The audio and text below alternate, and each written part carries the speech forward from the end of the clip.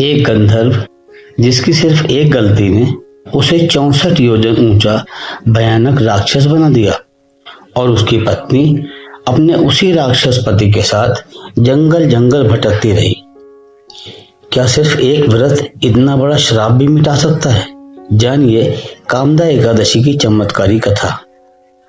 पुराणों में कहा गया है, जो मनुष्य श्रद्धा और भक्ति से एकादशी व्रत करता है वह सभी पापों से मुक्त होकर भगवान विष्णु के धाम को प्राप्त करता है।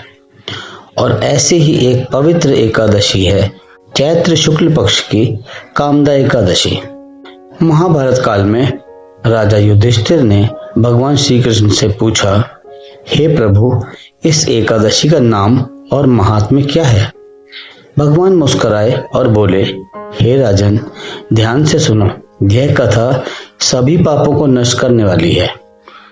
बहुत समय पहले रत्नों और सोने से सजी एक भव्य नगरी थी, रत्नपुर, जहां राजा पुंडरीक राज्य करते थे। वहां गंधर्व, अप्सराएं और किन्नर निवास करते थे।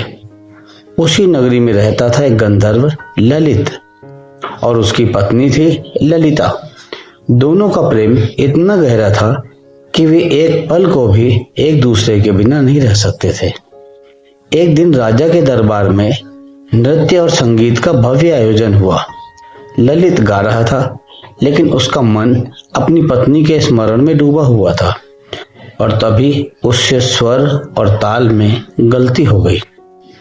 दरबार में बैठा एक ईर्ष्यालु नाग करकोटक उसने ये गलती देख ली और तुरंत राजा से शिकायत कर दी। राजा क्रोधित हो उठा। राजा गरजते हुए बोला, हे ललित, तूने अपने कर्तव्य का अपमान किया है, इसलिए मैं तुझे श्राप देता हूँ, तो भयानक नरभक्षी राक्षस बन जा।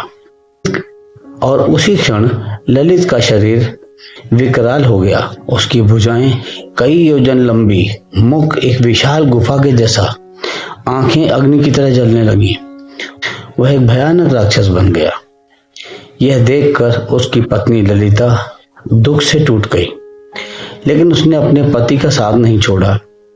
वह उसी राक्षस के साथ जंगल जंगल भटकती रही, हर पल रोती, हर पल प्रार्थना करती। एक दिन विंध्याचल पर्वत पर उसे महान तपस्वी श्रृंगी ऋषि मिले। ललिता रोते हुए बोली, हे ऋषिवर, मेरे पति को इस श्राप से मुक्त करने का कोई उपाय बताइए। ऋषि बोले, पुत्री, चैत्र शुक्ल पक्ष की कामदा एकादशी आने वाली है। तुम उस दिन व्रत करो और उसका पुण्य अपने पति को अर्पित कर दो। तुम्हारा पति तुरंत मुक्त हो जाएगा।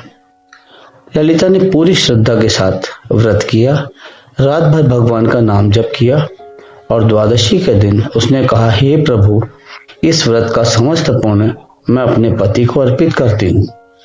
और तभी एक अद्भुत चमत्कार हुआ। राक्षस बना हुआ ललित धीरे धीरे अपने पुराने रूप में लौटने लगा और कुछ ही क्षणों में वह फिर से एक सुंदर गंधर्व बन गया। दोनों ने भगवान को धन्यवाद दिया और सुखपूर्वक अपने राज्य को लौट गए। भगवान श्री कृष्ण कहते हैं, कामदा एकादशी का व्रत सभी पापों को अग्नि की तरह भस्म कर देता है और यह व्रत हर मनोकामना को पूर्ण करता है और श्रापों से मुक्ति भी देता है।